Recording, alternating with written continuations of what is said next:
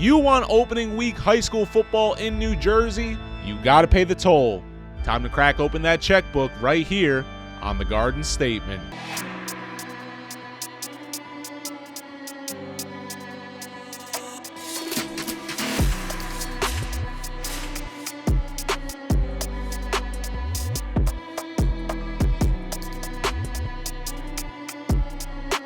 Hey, what's going on, everyone? Neri Rodriguez here, and it is that time of year.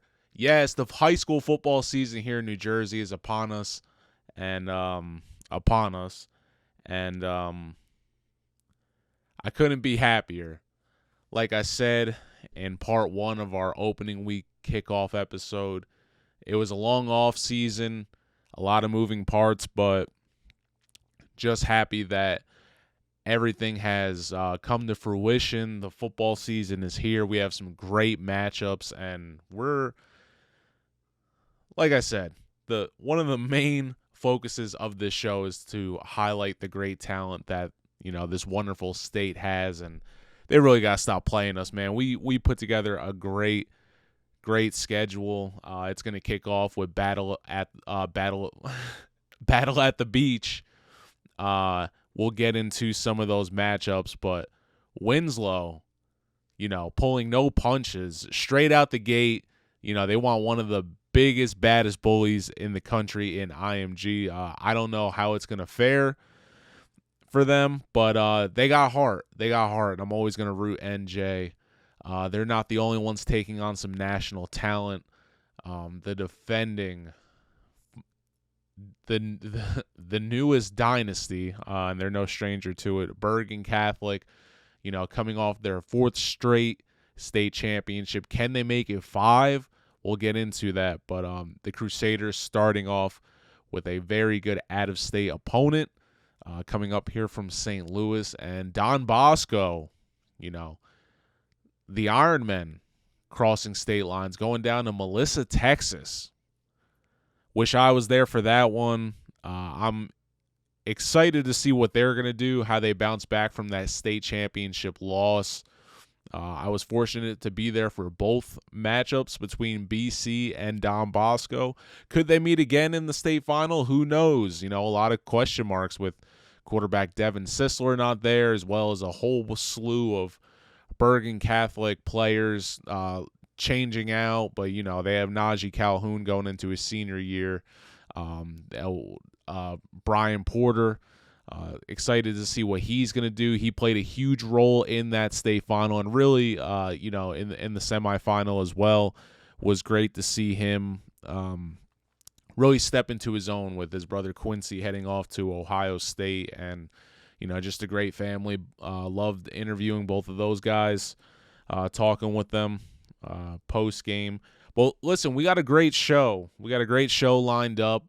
Just one interview today. It is going to be with a coach that will be participating in, you know, Battle of the Beach. And that's going to be with Rancocas Valley head coach Garrett Lucas. Shout out to Coach Lucas stopping by. My first time interacting with him, and honestly, I had to cut the interview short because we could have kept going. Who knows? Maybe we get him back on for you know, a guest spot, something like that. But you don't want to miss that interview coming up. And you know, before we get into you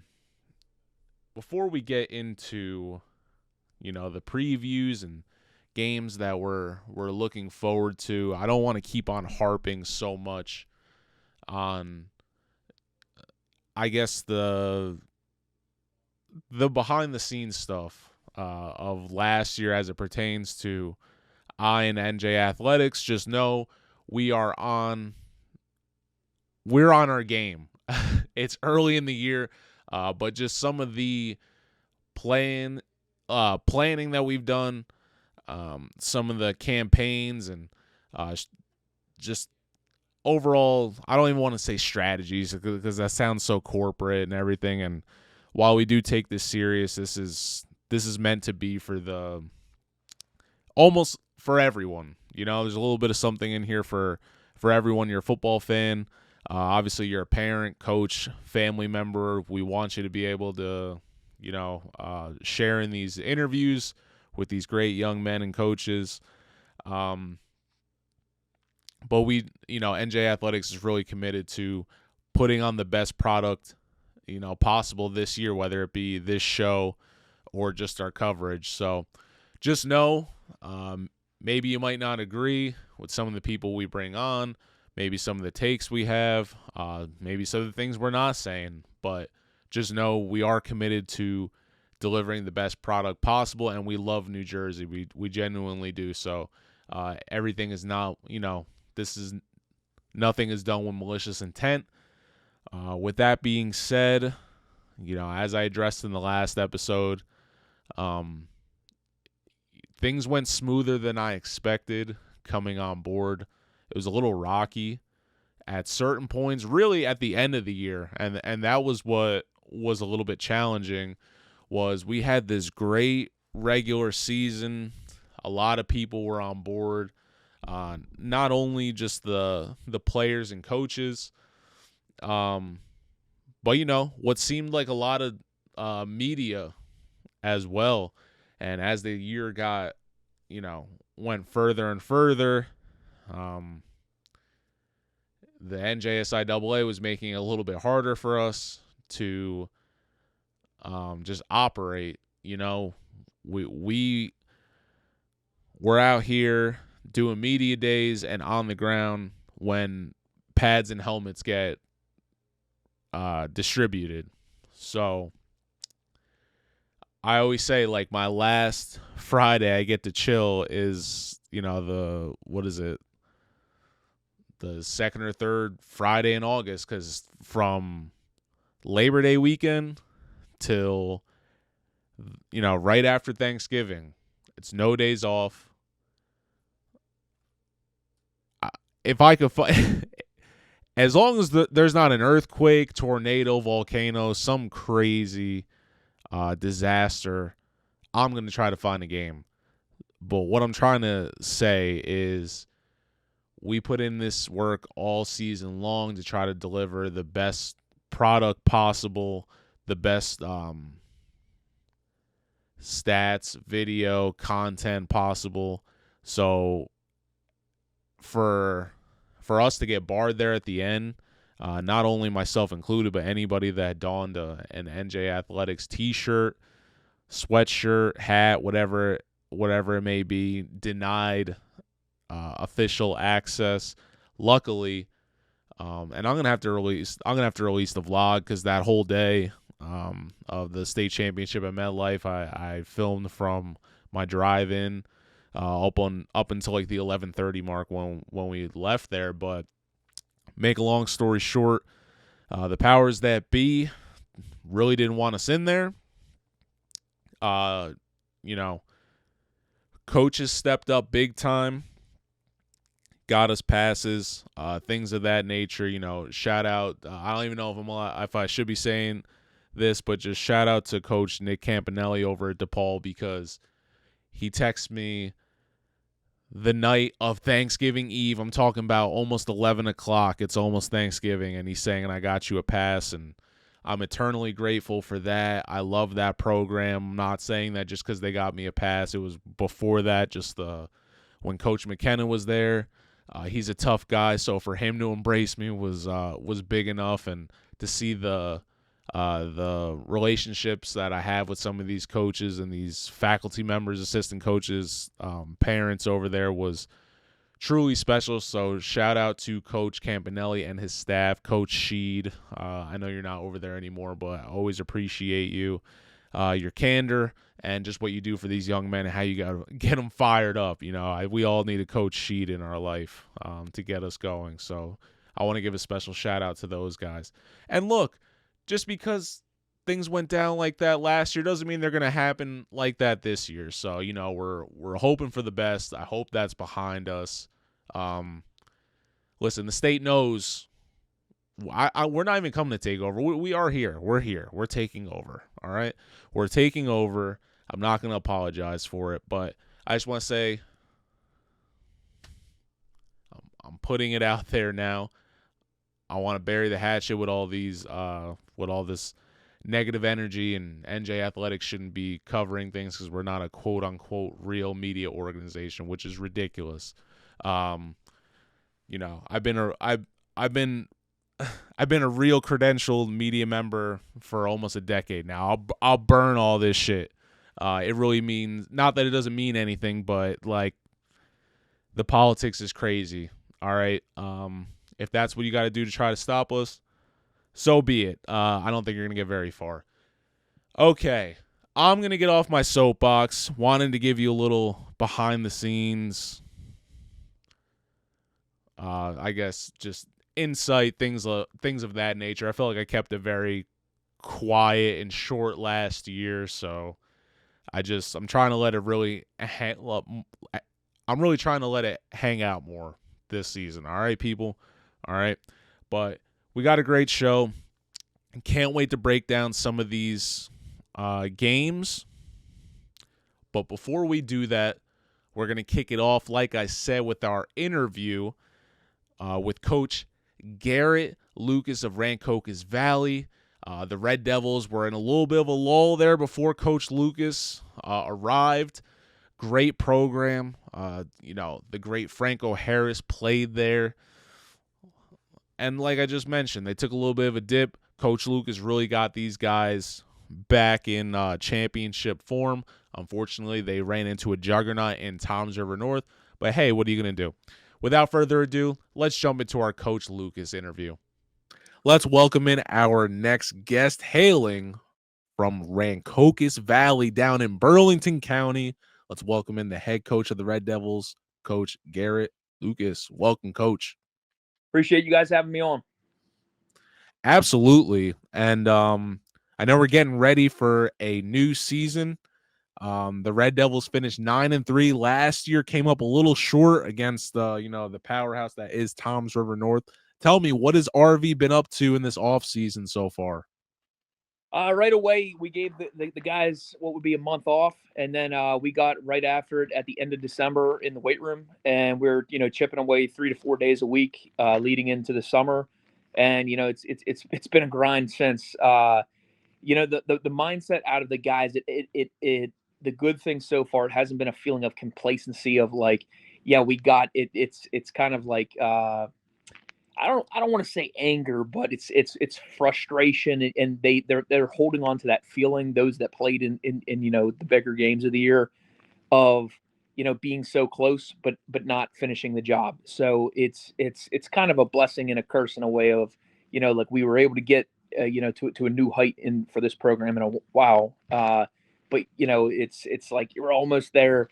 But you gotta, find a way, and that's what this offseason's been about. It's just, finding a way to finish, finding a way to win, and honestly becoming tougher both mentally and physically. Yeah, and you guys really took a large leap since you've been there. I think when you took over, the team might have had 2 wins, right? Or was it 2 wins in Something like that. First season, something like that. But this is we're just talking off camera. This town has so much school spirit. And this is just it's a really strong program. So you kind of have to, in a way, coach it right. And I think definitely the kids responded and we're talking here, you're a Western PA guy. You guys take your football very seriously. So just kind of talk about last year's team. Like I said, you finished 9-3. What do you think was really the key for them kind of turning the corner there and kind of progressing into probably the best team that you've had since you've been there? Yes, I 3 guys that stick out to me always. They were like the pillars of last season would be Brody Dieter, Montre Wilson, and Devin Dewana. And there's tons of other guys, Aiden Kitts, Eddie Yarngo, that guys that jump out automatically. But those 3, they started on offense, they started on defense. They were 3 receivers that we have to replace. So the toughness for us last year, they came in our skill positions, which is it's good and bad, because sometimes if you have those kind of like diva-esque skill guys, it's you're looking for turmoil related to the Pittsburgh Steelers and George Pickens and that kind of stuff. But this year it's been nice because we really reload with our offense and defensive line. Bless you. We've got Thank you, sir. guys, our O-line, we've got 4 guys out of the 5 that either started or have significant experience. Our tight end comes back. He's a 3-year starter. On the D-line, we've got about 8 guys really that were starters or rotated. We were extremely young, in spots in the D-line. So it's exciting to have so many guys back in such valuable positions. And those guys have really taken the reins of leadership. We return our quarterback. We return our running back. It's honestly replacing those 3 guys that were the pillars. And in the beginning of the summer, it was fun looking back because there were moments of frustration, there were moments of uncertainty. But every year, this in my opinion, the best part about football, you have to create a new identity. It's a brand new year. No matter what, whoever you return it, it's like how do you piece it together? How do the guys gel and mesh? And we went through some adversity early, and 7-on-7s or in practice, so it was good. We've gotten a couple transfers that came on in, and a kid that used to play came out. So we're excited to get these pieces, really together here when we kick off August camp. And I know that's going to be exciting. I haven't looked at your schedule. Who are you opening up with? Millville. Oh, Millville. That's right. We were just talking Battle of the Beach. Yep. At Rowan, that's going to be a good one. Oh yeah. Definitely.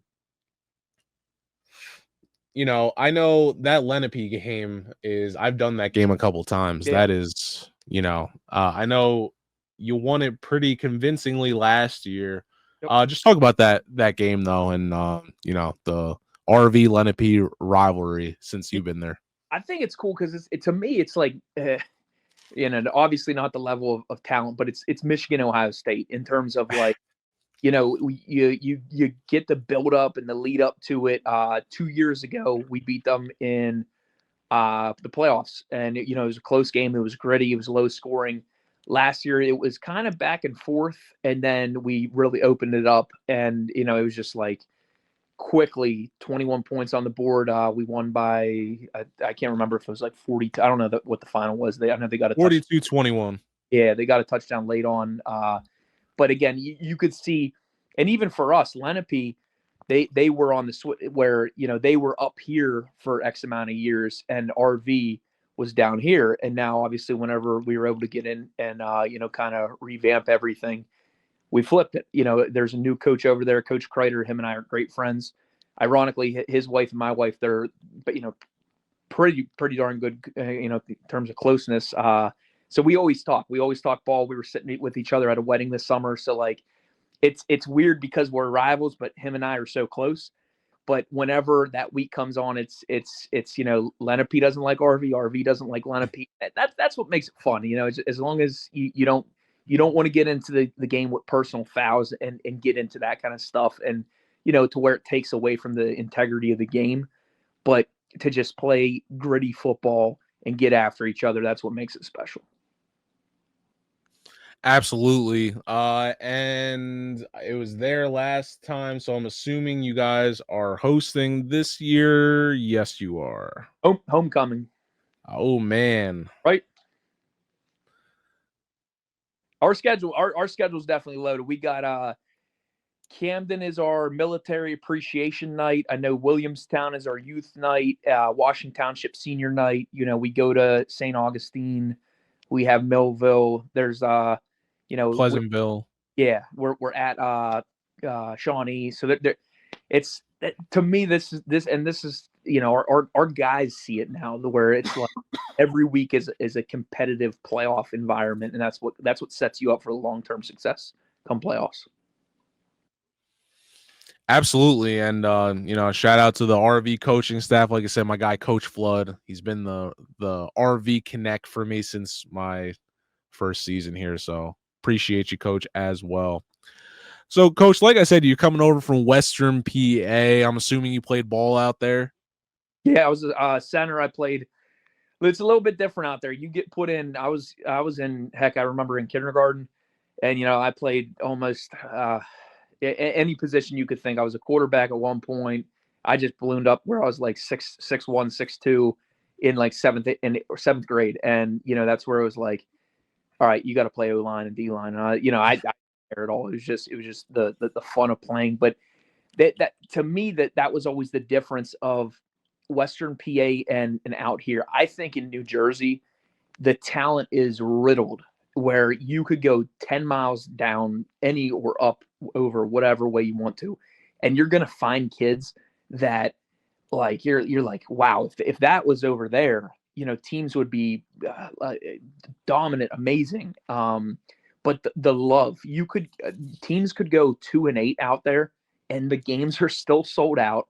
It's just like you kind of give those towns that old school like hope of like, this is what we do on a Friday in the fall, and that's where to me it was a big portion of trying revamp that at RV. Our first year, we were darn near selling out. We had a couple thousand. There were fireworks and whatnot in the stands, and that's what we try to make is that competitive atmosphere. When we had St. Augustine last year for homecoming, it felt like a college football game. It was on a Saturday even at noon, but like it was packed. And it you could just see it. Like you had about 2,000 to 3,000 people there. And, we upset them. So, it's going to make for a good one this year. That's awesome. Yeah. And it definitely is. And it's funny enough, I've been there for a homecoming game. Yeah. So that energy is definitely to see all the alumni. Like you said, shout out to Franco Harris, RIP. He never showed when I was there, but just to see all these, people who have played for RV and they still love, they still love to show off the fork. So last year you go 9-3. Like I said, we're talking about players like Brody Dieter. Who are some of the players we need to focus in on this year for RV? Yeah, so that's kind of the thing that I think these guys and they'll notice more whenever they're done playing or they're playing in college. But watching the way Brody worked in practice, where he could run, let's just say if it were to be 10 to 12 routes in a row, where if he's running, a combination of 20 to 40 yards, he would do it at a maximum output every single rep. He would block. There's not one thing that he wasn't willing to do. So in terms of he kind of coached those kids on effort without even noticing he was doing it, if that makes any sense. So we've had a great core group of guys. I'm just gonna give a couple shout outs. Mike McQueen, he's a 6'3" rising junior, that we look to, he could take that X position that Brody played last year. Some slot guys, the Terrence Knighton, he transferred over from Willingboro. I know he had about 1,000 yards or slightly over last year. I think 1,000 as a sophomore too. But Malcolm Harrison, he's been a guy that he's kind of like our Devin Dewan of last year's Swiss Army knife. He's looking to start at outside linebacker. He plays slot. He's a backup quarterback.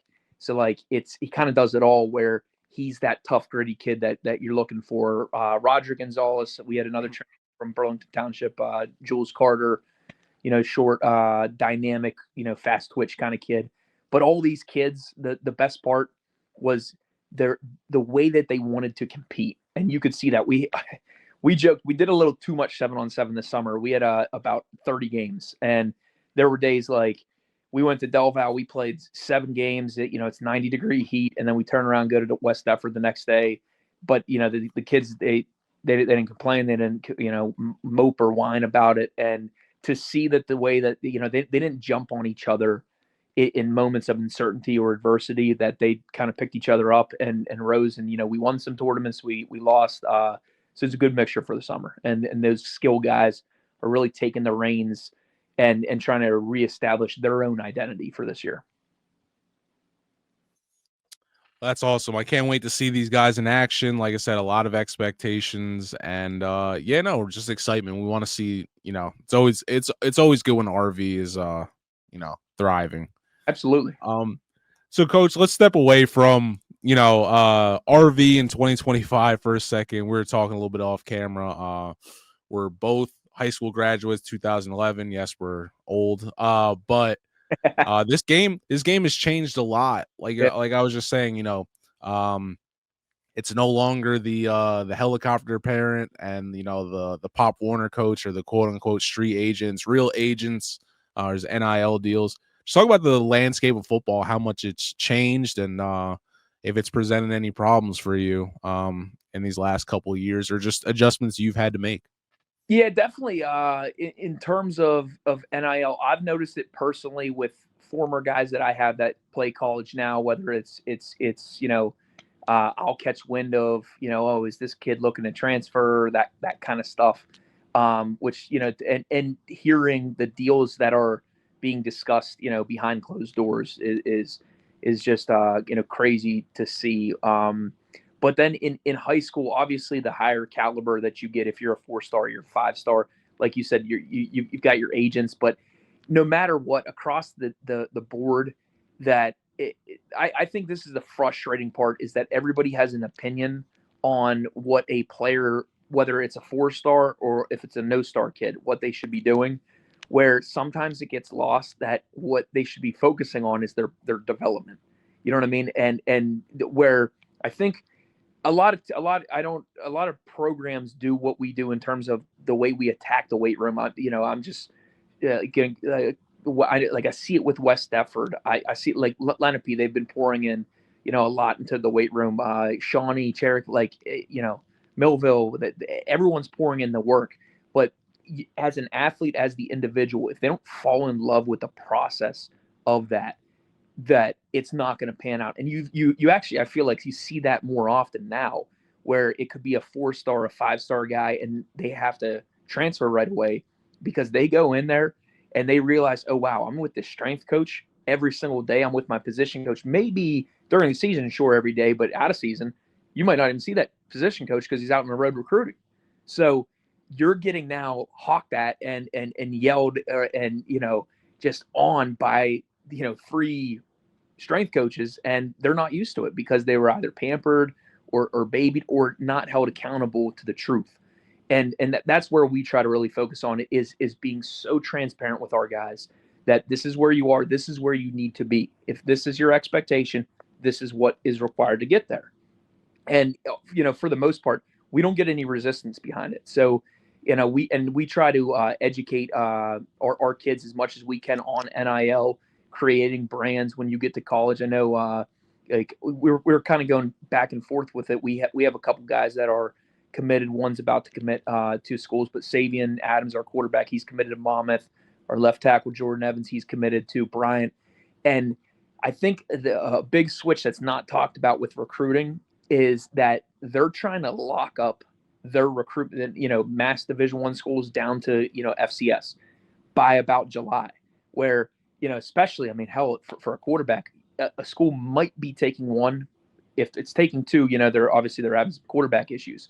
But let's just say they offer me and you, they're not telling us like, hey guys, you have until, if you're option 1 and I'm option 2, well, if I commit first, then you're going to be like, well, what about me? And they'll flat out say, sorry, it's not there anymore.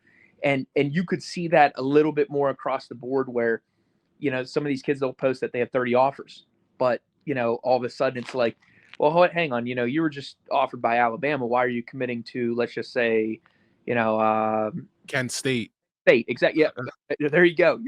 It's because these things move so fast. A day is like a week with college recruiting, if anything I've noticed. And in terms of, just the over communication is amazing. And with the student athletes, we live in a world where they love leaving their phones on do not disturb or any of that nature. So that's a whole nother beast. But you as a coach, you have to attack all these different avenues where, my high school coach, I'm thinking of my O&D line, he wasn't sitting down saying, hey, Garrett, this is how you could capitalize on your brand, in a couple of years and call. No, it was, working on a pass sets or a down block or a reach. You know what I mean? Absolutely. I can't even repeat what my coach would have said. So, Yeah. yeah, no, short conference football. Some characters down there.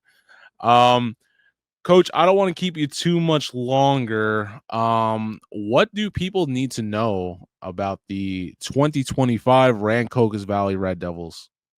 I think that our guys are just extremely excited to prove that they belong in the category of the top elite teams. I'm just gonna give some shout outs of guys, but like a guy like Sayvien Adams, uh, you know, it's I do think it's almost like insulting when people are like, oh yeah, he's he could go play DB or safe. Like watching him throw the ball in his release time, it's amazing. To me, he is the best dual threat quarterback in the state of New Jersey. He passed for 2,000 last year, rushed for 1,000. I told him, hell, this year he can rush for 2,000, pass for one. Whatever wins games. We always kind of joke about that, but in terms of the way that he can change a game, but then also having a back like a Jameer Bellamy, where his elite speed, his vision, his patience is awesome. Or our tight end is a guy. He doesn't complain one bit of not getting the ball, but he's going to start on defense too. Ricky Doppler. That there's so many guys that they've been just hammering away every single day, and it's going to be fun to see it all put together. Daniel Rivers King, he's a safety. He had 118 tackles last year as a safety, so he was like an eraser in the backfield. Aaron Bright is a middle linebacker heading into a senior year. You got experience the last 2 years. It's kind of rare. We return our kicker. He's the only 4-year starter that I've ever had in my coaching career. He started as a freshman and the whole way through, Jamison Hollider. So there's so many pieces where like we're just excited to get after it. And I know our guys, they just want to play. You know what I mean? Football is meant to be fun. And when things go well, you can see the fun. And when things don't go well, the big difference that I've noticed is our guys are working to get it back to where it needs to be. It's not the bickering, the demeaning, the stereotypical things of like cancerous behavior. It's hey, this needs to be fixed right now. We can do that, but we need to move on to get back to that standard of excellence. I love it. Coach Lucas, I appreciate you so much stopping by. And we will definitely be seeing you for your opening game versus Millville. So good luck this season. Right. Forks up. All right. Thank you, Coach, for stopping by. Thank you. All right. Without further ado, why you really came here, let's break down our week 0 opening week games. And because we are NJ Athletics / NJ Gridiron, we got our own games of the week. All right. Now, probably the big one kicking us off, games all day, but that Bergen Catholic East St. Louis are going to be a nice pregame appetizer for what's in store for this Battle at the Beach event. Bergen coming off their 4th straight state title, beating up on Don Bosco Prep, their arch rival. And listen, it was a little back and forth, but if you were there in the building, Bergen just looked so locked in. And I'll be honest with you, that was not the most impressive Bergen Catholic team that I have seen. Take that for what you will. It just wasn't, and these guys found ways to win. So, that's real team football. I can't hate on them, nor did I hate on them. It's just throughout the year, I didn't think that was the best Bergen Catholic team I had ever seen. So it was hard for me to definitive. It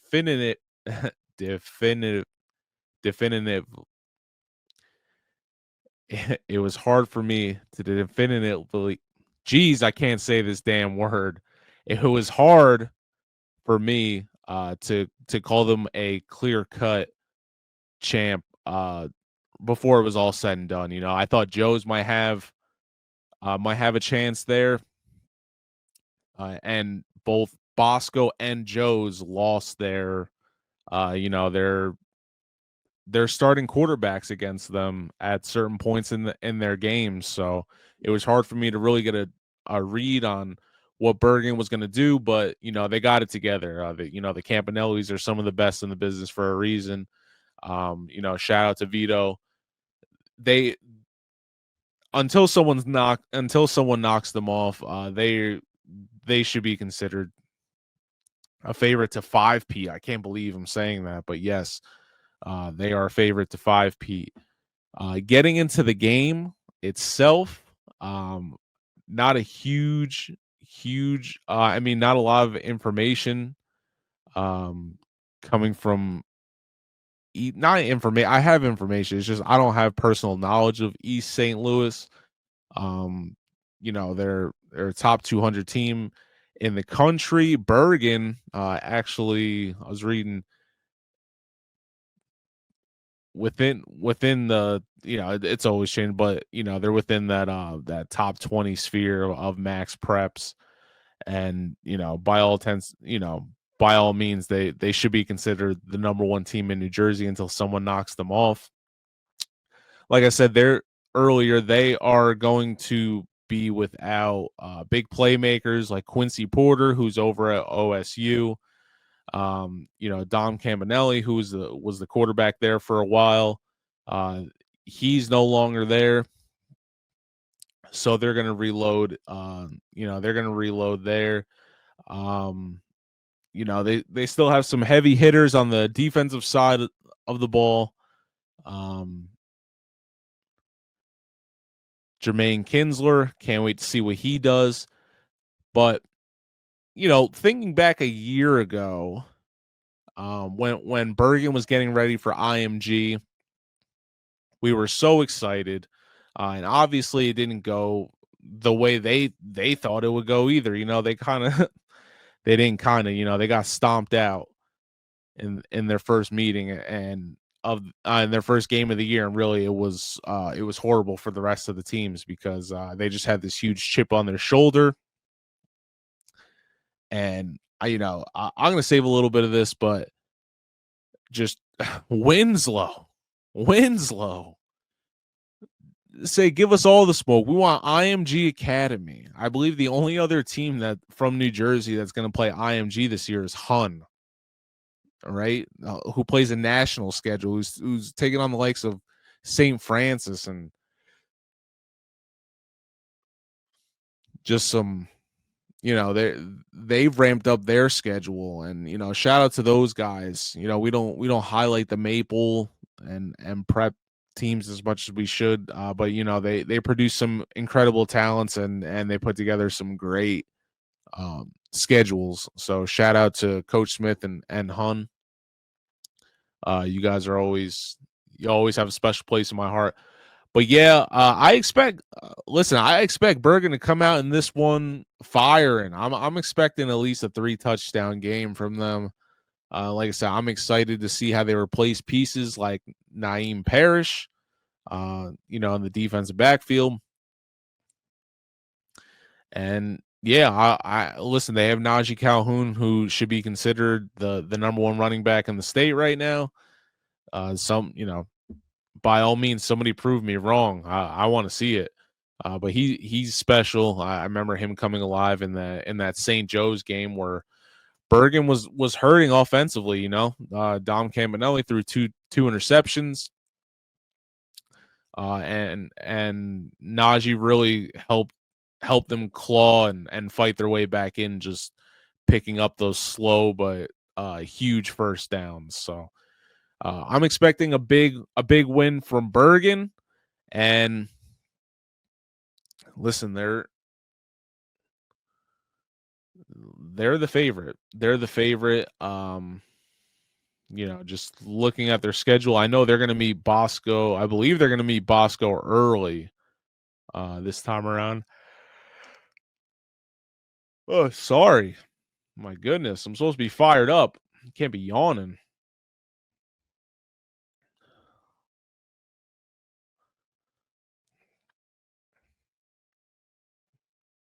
Yeah, no, I mean Bergen's whole schedule is fire. If I could ever pull it up, jeez.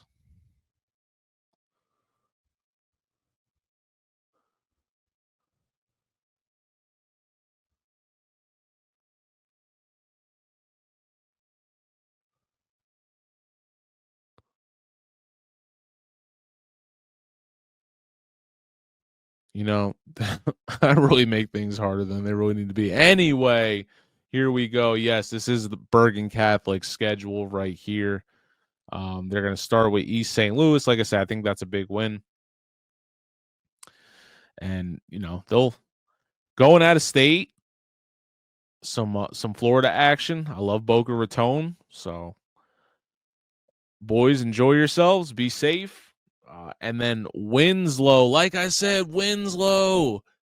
Like I didn't get to see these guys in person at all last year. I really want to this year. I'm gonna have to make a trip. These guys want these guys want all the smoke. IMG, Bergen Catholic, they're taking on anyone. So and it's gonna be at Winslow.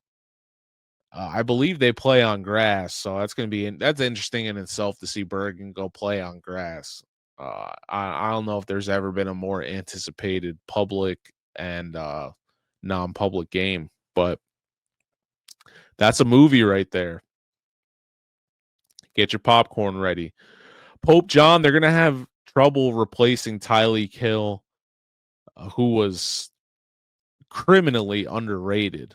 I mean, this kid was he gave me something every time I got him, whether it was versus Paramus Catholic, not last year but the year before, and their game versus Del Barton was incredible. It was a 1-point loss for Pope John, but just he kept them very much in there. And then in September we're getting Don Bosco versus Bergen Catholic, so that should be good. Paramus Catholic, it's been a while since the Paladins have been elite and a dominant force. I do believe in Coach Greg Russo.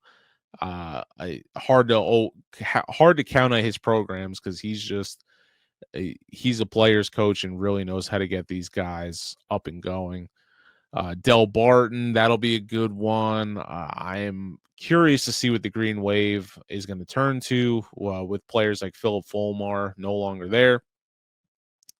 St. Joe's Montville, I want to see what called Lamar Best, what he's got, and also Seton Hall Prep. Caden Davis goes down to Donovan Catholic. I was expecting him to be, the heir to the throne, so to speak, for Prep. But yeah, this is a solid schedule all around. No boring games for Bergen Catholic. Can't say that they have a cakewalk. And listen, you beat all these teams. I don't think anybody deserves anything, but yeah, you're clearly the state champion if you beat these guys. If you beat this schedule. Anyway, all right, let's get back there. So like I said, I'm picking Bergen Catholic. Next over here, Kingsway at Donovan Catholic. I love this one. Kingsway always puts together a good program. Donovan, listen, they lost Najee Calhoun. They were poised to, to be representing that that non-public B slot. This will be a good one. Like I said, former Seton Hall Prep quarterback Caden Davis going to be starting it up for the Griffins. I like their chances in this one. Like I said, I don't think there's nothing against Kingsway. I don't know if they have any prominent guys like that. They play great team football. So it's hard to count them out. I will take Donovan, though, in their home opener with a lot to prove. This next one, Shore Conference special. Shout out to the Shore Conference. Like I said, I'm a keyboard guy, so I'm always going to hype up my Shore Conference brethren, whatever you want to call it. Toms River North at Red Bank Catholic. RBC I saw a couple times last year. I believe I saw him definitely twice. I don't know if I got him a third time, but saw them once first. Bosco. They got a mud hole stomped in them. Wasn't pretty. And then I saw them versus RFH, and a little bit of the same scenario, except, they led in that game to start, but I said it, you're pulling out trick plays and stuff early on in that game versus RFH. And listen, that's not a normal public school program. That's a juggernaut. All right. That's what I'm saying? That's a double game breaker. All that stuff. If you don't know NBA or NFL Street, I don't know what to tell you. But yeah, RBC not their greatest showing last year after coming off that that state championship win.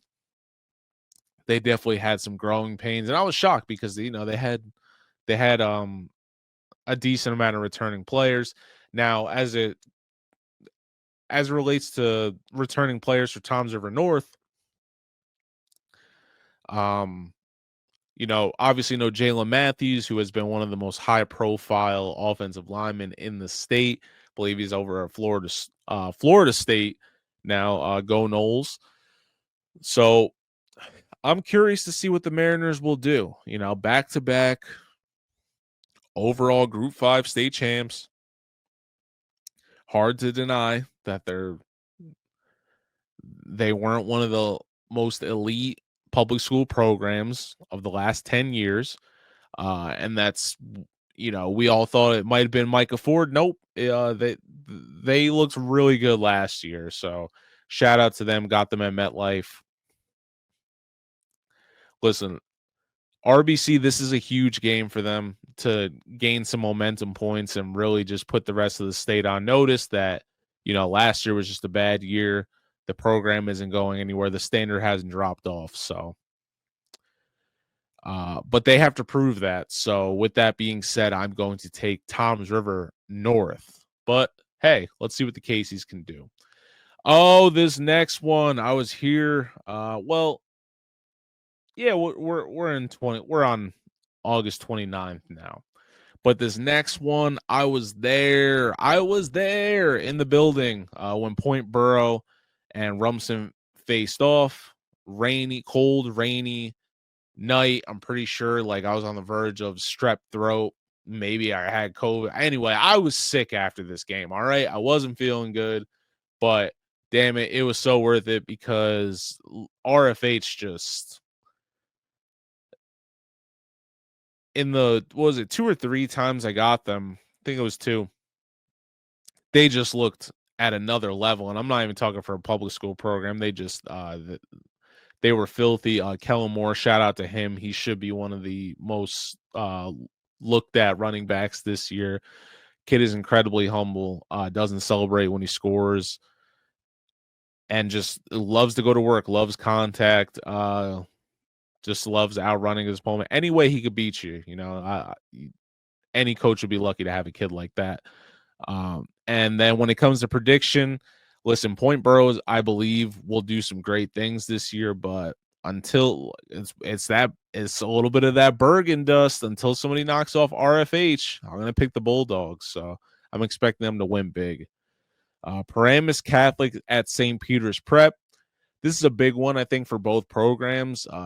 Peters, not their greatest showing last year. I think they were even a bit disappointed overall. They were in a lot of games, but just they didn't really cast a shadow. And then Paramus Catholic, they were expecting a much bigger year. They were just plagued by injuries. So Coach Greg Russo, did what he could. I believe this was a crazy finish from last year, if I'm not mistaken. But as of right now, it's really hard to get a gauge on and break this one down because there's a lot of question marks. I'm gonna go.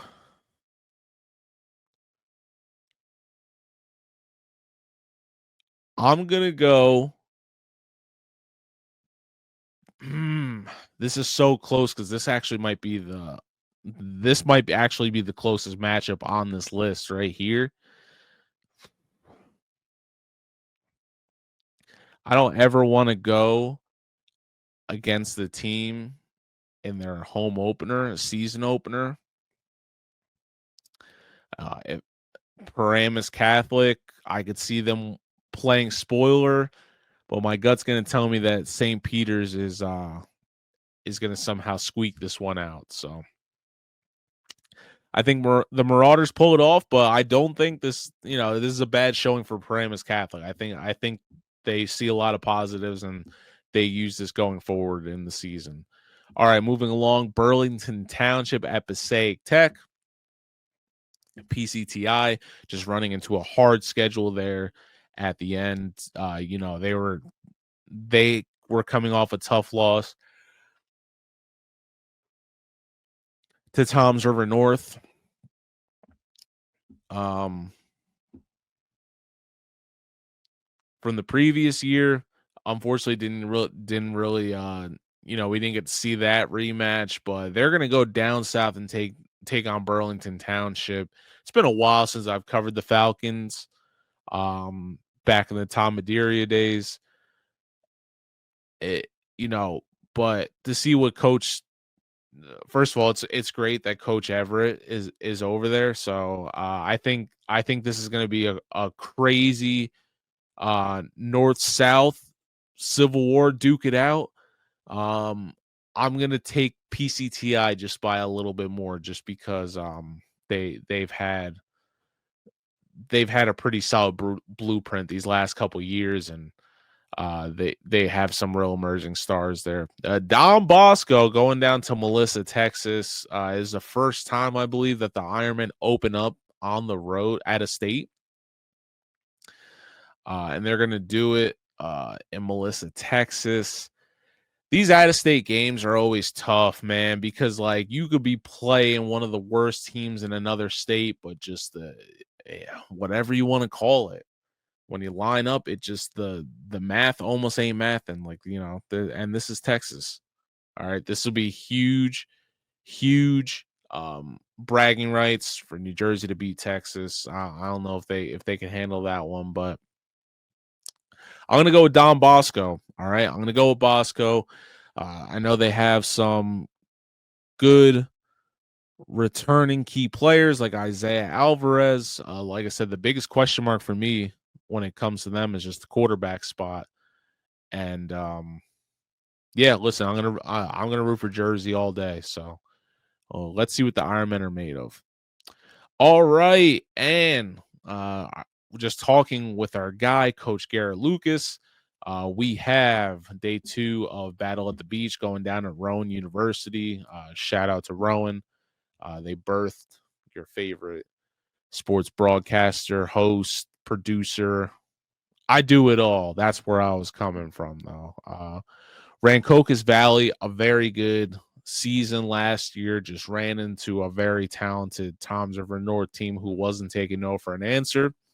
Millville had a lot of promise last year, but you know what? The Bolts, despite their record, they played a hard schedule. So it's hard for me to fault them. They just ran into a bunch of juggernauts, and they did what they had to do. I didn't see really any easy games on their schedule last year. Like I said, Rancocas Valley got some dogs. I think Millville has a little bit of a chip on their shoulder from last year. I just see them opening up the year with the win against RV. No hard feelings. I'm sure we will pay the Red Devils a visit at some point this year, but I don't see them winning the opener against Millville. Moving along, DePaul Catholic Pope John. This is a rematch of the non-public B final. And the Spartans, clearly the best team in non-public B last year. I honestly believe they could have gave. They're kind of lacking in the defensive matchup in this scenario, but I do believe they could have beat Bergen Catholic. I think the defense would have sorted that out but offensively, I mean, it was DePaul, I think, last year, despite having like I said, Ohio State bound Quincy Porter. It's just Des Jones, Elijah Burris, Derek Zammit, Nolan James. I feel like that's like almost a once in a lifetime team. But DePaul, they're another one. And it's only it's only fitting that they have a Campanelli brother lead them as well. Until somebody beats these guys, I don't see the Spartans losing. All right, I don't see the Spartans losing. So I got DePaul. All right, and the last one on our games of the week for NJ Gridiron, Shabazz at West Orange. West Orange falling in a tough sectional final to rival East Orange. I was in the building for that one. I was also there when they dropped it to Phillipsburg early in the year, and this is another program that puts together a great schedule, and it makes them battle tested. Even though they haven't brought home a sectional final, they're always there in the mix at the end, and Coach Grant does a great job. You know, now is Oliver leaving Shabazz? I'm not saying that they're dead in the water, that the program's going to crumble. I'm not saying any of that because the Shabazz program is storied in this state, and they'll always be all right. And they're coming off of that state championship loss. Obviously a lot of that was attributed to Coach Oliver, but I don't think they'll be hopeless this year. I think West Orange has a lot to prove. It's the opening game. It's at home. I'm going to go Mountaineers. All right. Now, with that being said, it's all right. This is just me, y'all. Don't worry about it. Our game of the week. Yes, it's going down. Battle at the Beach. Winslow hosting IMG. And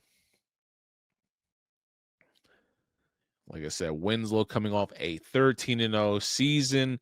One to remember.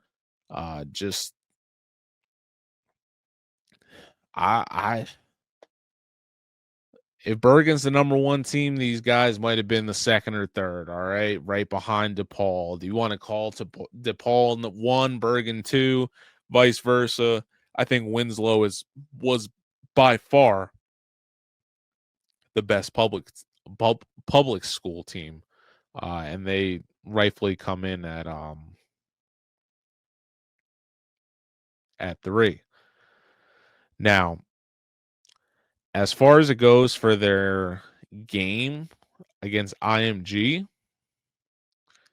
they were 14-0. I'm sorry, disrespect them.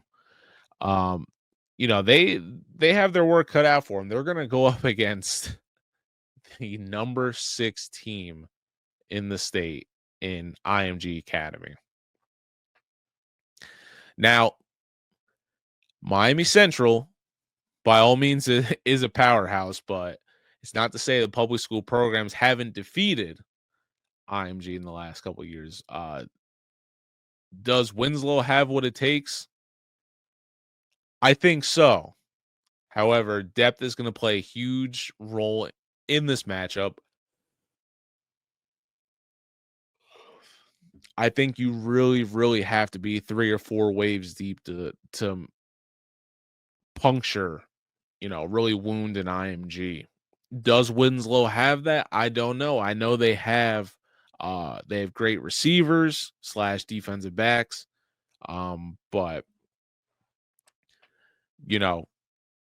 without a doubt, they can still be the dominant public school force here in New Jersey. But when it comes to linking up and facing off against the powerhouse at IMG, I don't know. It could be a rough one. Like I said, I'm always going to go Jersey. I'm going to take Winslow, but they're going to have their work cut out for them. I even think if they take this loss, they're just going to take so much going into that Bergen game. We are honestly going to be treated to one of the best games of the year. But enough of my ramblings. I'm going to take Winslow. And like I said, the only hope they have of winning this game is to really just play lights out on defense, and don't turn the ball over. That's all I could say. I know it sounds cliche, but that's all I got. That's all I got. All right, let's just hope for a good game. All right, now that we went into our games of the week, let's see all our other matchups. All right, and see what's going on.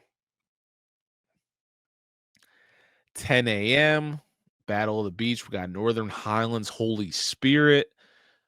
Northern Highlands, always good for that rivalry matchup against Ramapo. Those guys always treat us to a show. Holy Spirit, unfortunately, they ran into DePaul, the second or first best team in the state. So it's hard to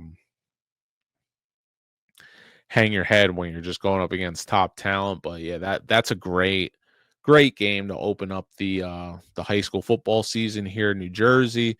Northern Highlands, one of the public powers up in the north, and Holy Spirit, like I said, has its own storied history in South Jersey, so it should be a good one.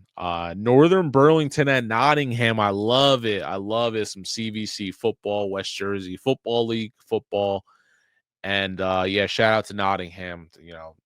The Ham has always felt like a second home to me. I'm not a Mercer County guy, but damn it, if they don't make me feel like I am, that's how welcoming they are. So shout out to them, Coach John Adams and Chris Raba, the basketball coach, just everybody, man. I love me some Nottingham, so shout out to them. Oakcrest and Ocean City, I am not very well versed in. Ocean City, though, always puts together a good program, so I'm going to go with them in that one. They are,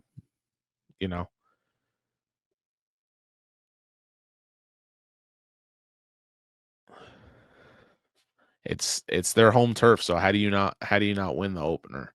Kittney and Saddlebrook, I do not have enough information on, but best of luck to both of you guys. Camden East Side at Triton.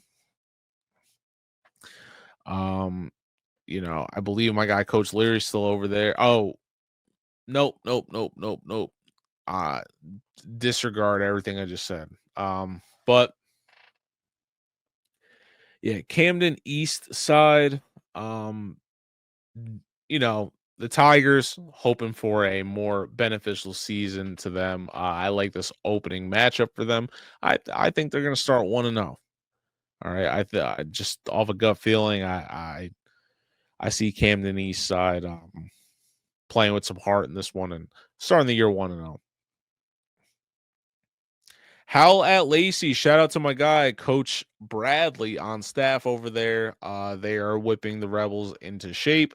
I don't have a ton of information on Lacey, but I'm gonna go ahead and give the advantage to Howell in this situation, just because checking in on their scores.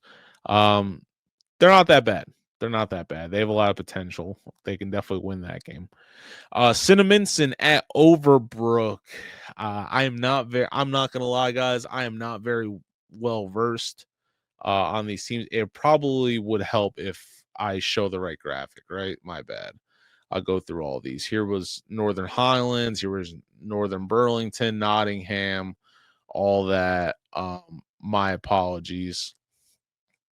But I am not very well versed with Cinnaminson or Overbrook, so best of luck to you guys. I've been to Cinnaminson before.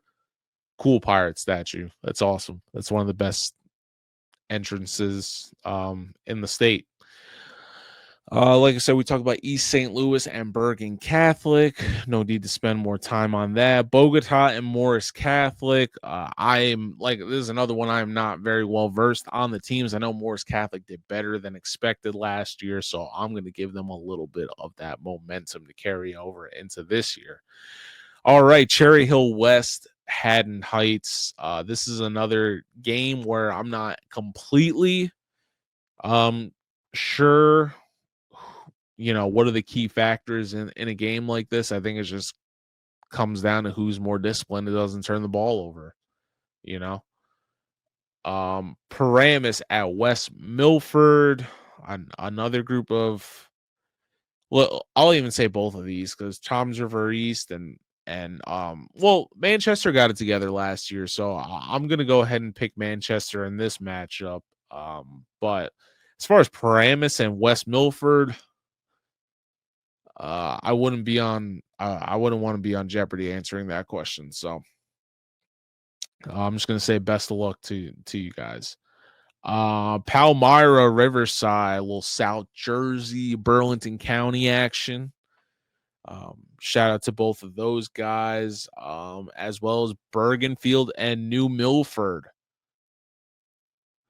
Should be a good one. All right, Long Branch Greenway versus Ocean Township. Oh, it's a crosstown rivalry. They don't want it.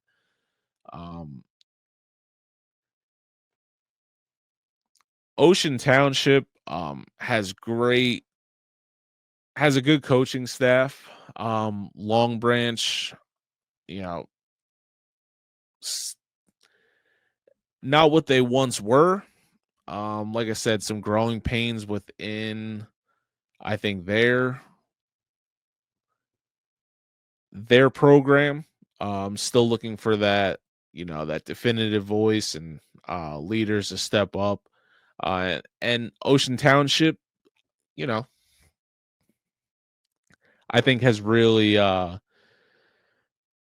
they're scrappy, and I feel like they're kind of always in the mix there at the end.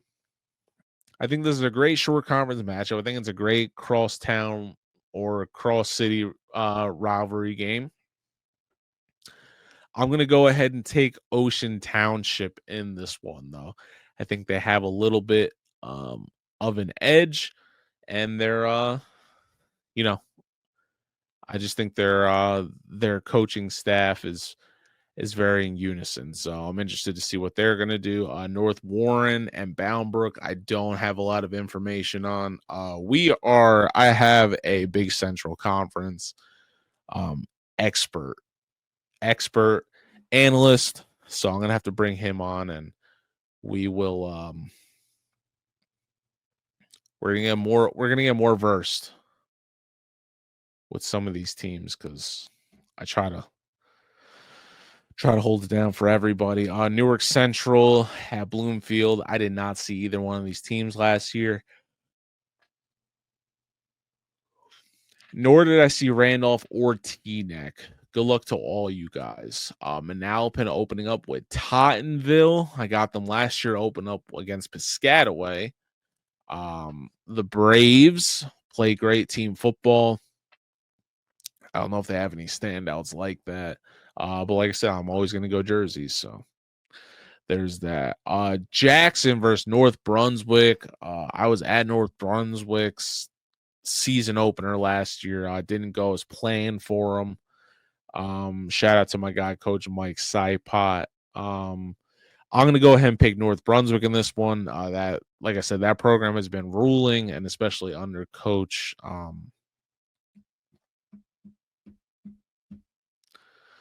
Saipot. I don't know why I was blanking. Under Coach Saipot, they are just they're an up and up type of program. So shout out to them. Waldwick and Glen Rock, I have no information on. Delsey and Vineland, the Fighting Clan. Delsey, always a tough out. Vineland has a lot of history themselves. I'm going to go ahead and pick Delsey for this one, though. I just think that they're a little more established than Vineland is. Brearley, Wallington. Shout out to Brearley. I love that program. Always good feedback. I don't know really anything about these two teams, so I'm going to go ahead and pick Brearley. But best of luck to both of you guys. All right, moving on. Hasbrook Heights, Wallkill Valley. And if you guys have some insight into these games, feel free to, just drop it in drop it in the comments below. I would love to. I love learning about and getting the inside scoop. So by all means, please talk your guys up. Timber Creek, Paul the Sixth. I'm not gonna lie, I didn't really check in with either of these teams last year. I do believe Timber Creek has the better football program though. So I will pick the Chargers. Okay, Pennsauken at Camden Catholic. Pennsauken is scrappy. Camden Catholic. I feel like it's been a while since they are really a dominant force like that, or just running non-public B. I think they're gonna have some more resources than Pennsauken, so I'm gonna go with Camden Catholic. All right, Voorhees, Orange. Orange had some good athletes last year. Voorhees, I did not hear a ton from.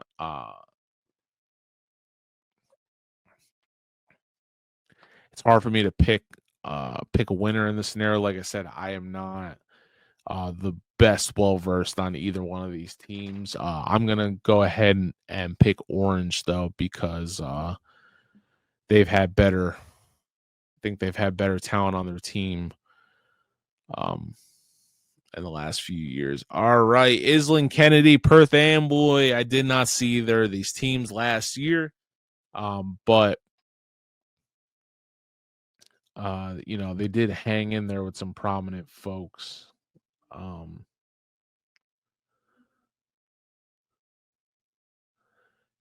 whether that be a Woodbridge Colonia type thing, but moving along, we have two. How are you gonna have two Cardinal logos? We got Pompton Lakes and Rutherford, and then we have Westfield and Plainfield. Now that Westfield Plainfield, I think is going to be good.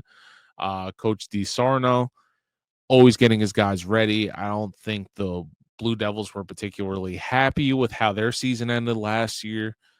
So I think they're going to take it a lot more serious, and I am expecting Westfield to walk away with the victory here. All right, Ferris versus Mobeard. It should be Mobeard. But crazy things happen. That's why they're lining up. There's no clear-cut favor. I'm just gonna take Mobeard for the simple fact of they have the resources. But shout out to Ferris. I hope they get it done. Dover and Morris Knolls, I don't have a ton of information on personal information. I could look up anything, but just I didn't see them last year. So just best of luck to both of you guys. Absegami at Egg Harbor.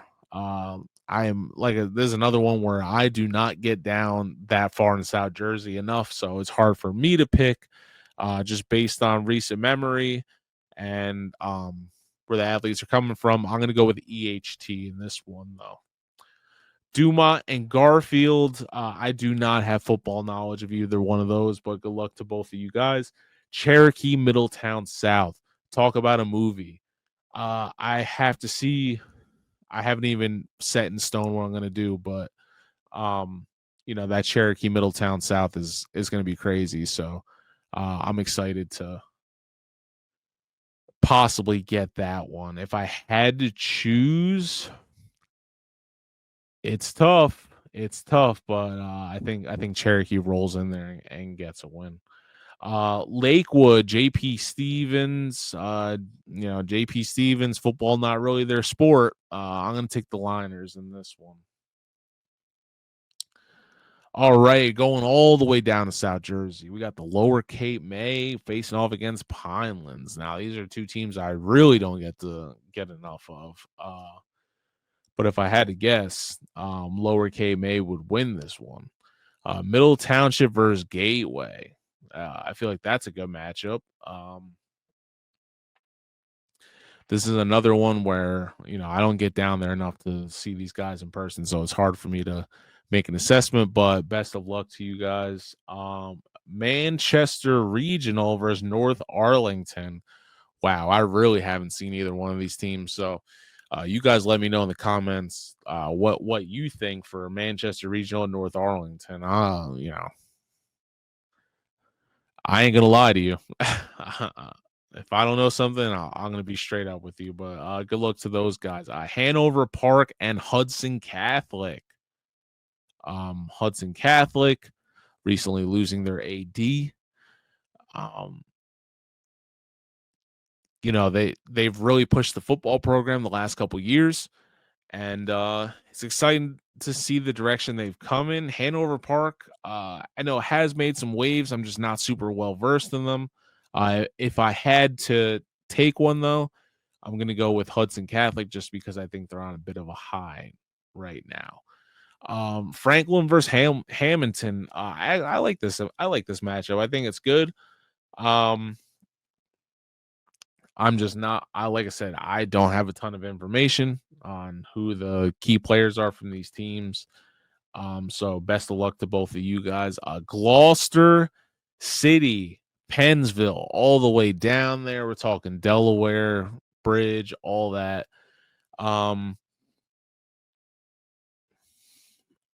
This is another one where I am not too well versed in. Get to see either one of these last year. I do believe Gloucester has the size though, so I do like the Lions in that one. Nutley versus Riverdale. Riverdale, no stranger to state championships. They were just in it a couple years back. Nutley, I don't believe is there, so I'm gonna take Riverdale in that matchup. Now, this big Central Conference matchup, like for a public school matchup too, I mean, this is huge. You got Union coming in with the new head coach, and Coach Grant, who comes over from Hillside, and then you have Coach George leading the Barons. He's without, the Anderson twins and a couple other pieces, but this will be a great showing for both coaches and programs. With that being said, Coach Grant loves the win. So does Coach George, but I just think Coach Grant sneaks by and gets his first win on the road this year. Trenton at Allentown.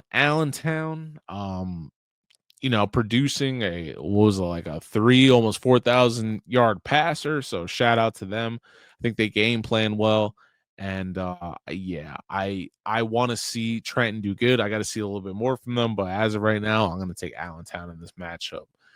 Westwood, Lyndhurst. I not really remembering a lot from Westwood's run last year. I think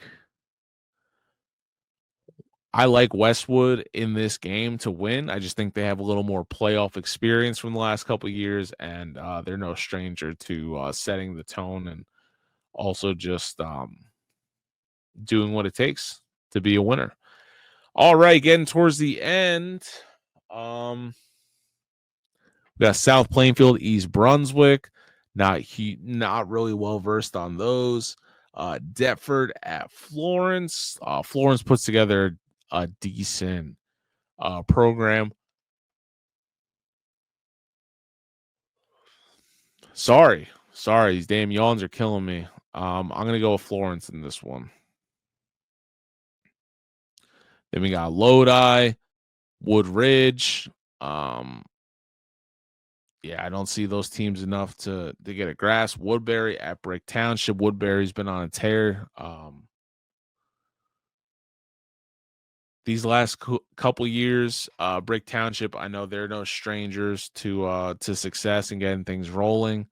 I'm going to pick Woodbury in this one, though. I think they just have a couple more key guys.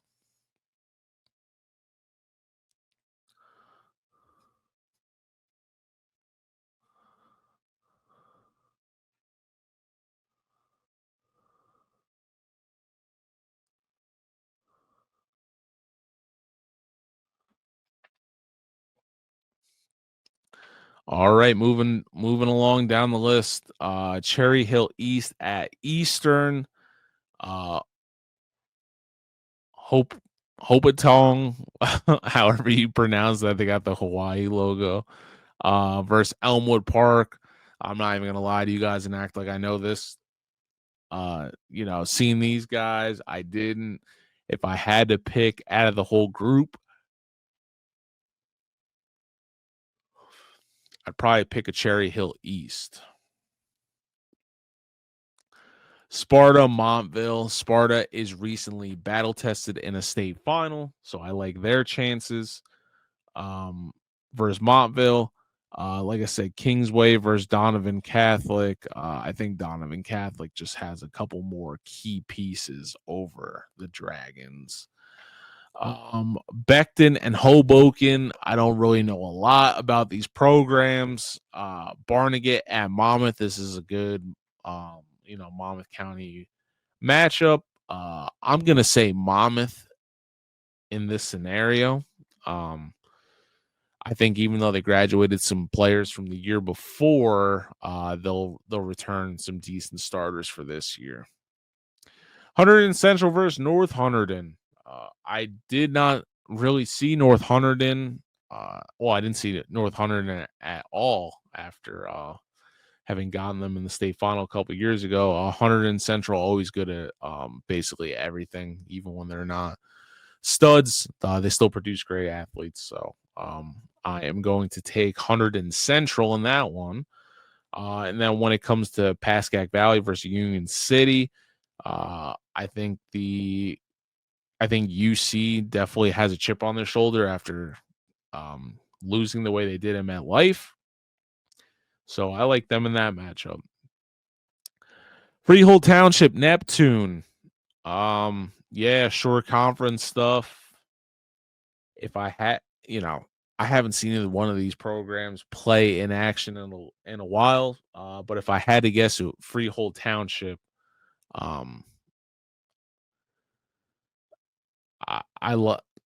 like their chances in this one. Pittman versus Woodstown.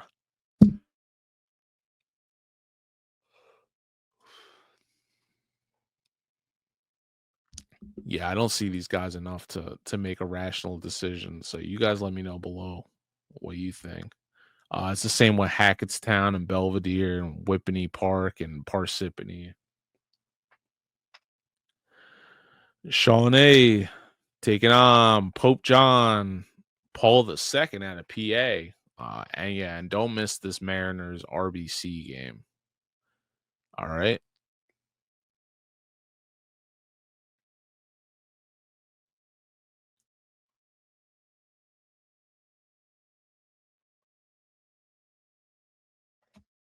Sorry, moving along. Pingree at Millburn. I have not covered Pingree football in a while. And when it comes to Millburn, I don't think I've ever covered football. This is a tough one. I'm just gonna say good luck to both teams. I want to give the advantage to Pingree, but listen, I've covered Millburn in a couple different sports, and they got some athletes of their own. So, if they got any of these three sport athletes like they normally do, I think they'll be fine. Lakeland versus GL. I did not see either of these two teams last year, so you guys let me know below in the comments. But best of luck to all those guys. Burlington City versus Ewing. I think Ewing turned it on at the end of the year last year and shocked some people, myself included. They're gonna be hosting BC, Burlington City in their home opener. I'm gonna give it to the Blue Devils. All right, I think they show a little bit of pride and get the job done. Winslow, IMG Academy, we already broke down. Cumberland, Clearview, Dickinson, and Fairlawn. I did not get a good look at you guys last year, so I will just wish you luck. The same goes for Colts Neck and Marlboro, as well as Middlesex and Spotswood, which I feel like I pay Middlesex a visit every year at some point. So shout out to those guys. All right, we only have a couple left here, and mind you, this is just, I believe this is Friday. Williamstown, Seneca. It's a good South Jersey matchup, and then on the other side, you have Ridgewood and Clifton.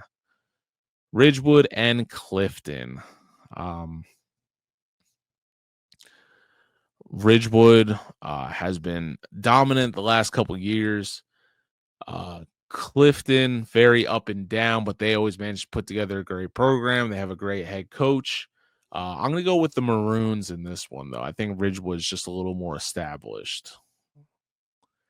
And then lastly, Saint Mary St. Mary's of Rutherford taking on Verona. I think this will be a good one. St. Mary's always has a good program. I know Verona under new management coaching in the last couple seasons. Like I said, St. Mary's is proven, but don't sleep on Verona. Who knows? Who knows? All right. Wow, that was long. That was long. I'm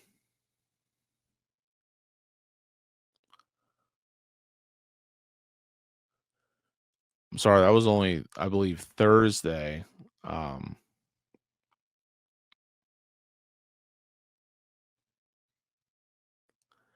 I apologize. We've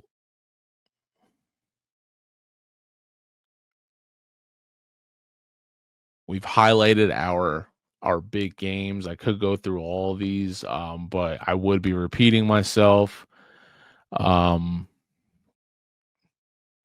For a lot of these, I like Irvington linking up with Ramapo to start the year.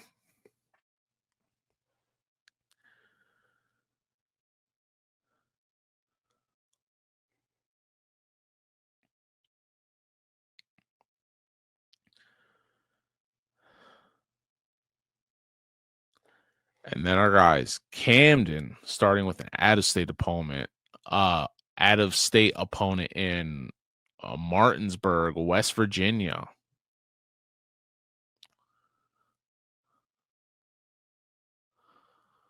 You guys let me know below, who do you think you got in Rancocas Valley versus Millville? That's going to be a good game. Same with PCTI and Burlington Township. You guys let me know below.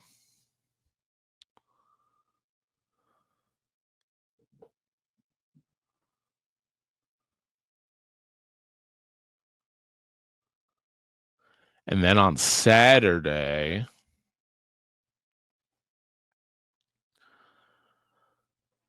shout out to my guys, the Red Raiders, Keyport. I'm always going to show love to them. If you guys aren't packing out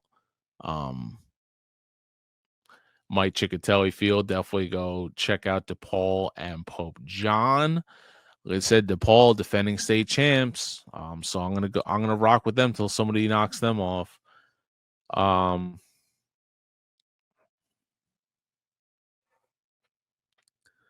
Del Barden starting with an out-of-state opponent. Good luck to them. Cedar Grove and Wayne Valley. Cedar Grove is going to have to replace our guy, Steven Paradiso. Old Bridge taking on Cedar Creek. Wow, that's a big leap for the Knights. All right, Cedar Creek is a good program. Haddonfield at Glassboro. That's actually a great South Jersey matchup to start the year. I know Haddonfield hasn't brought home some hardware the last couple of years, but they always put together a great program. And Glassboro, without a doubt, was the best team in Group 1 and arguably right behind behind Winslow. So I think it'll be a good matchup, but I'm going to give this one to my guy, Coach Breaker and team. So I think they just do a great job. Shabazz and West Orange, we already touched upon. So it's looking like that's going to do it for our breakdown. And that's going to do it for our first episode. It took 2 parts, but our first episode of the Garden Statement for the 2025 season. All right, it took 2 parts, but that was our first episode. Yes, we have officially kicked off the high school football season here in New Jersey. It's official. Garden Statement episode 1 in the books. Only like 1 million to go. Thank you guys rocking with us. like I said, for this 2-part kickoff. Shout out to everybody this weekend. I know you all can't win, but it really is just, it's special. I've done this plenty of times, and honestly, the preseason jitters never cease to leave me. I always get super excited.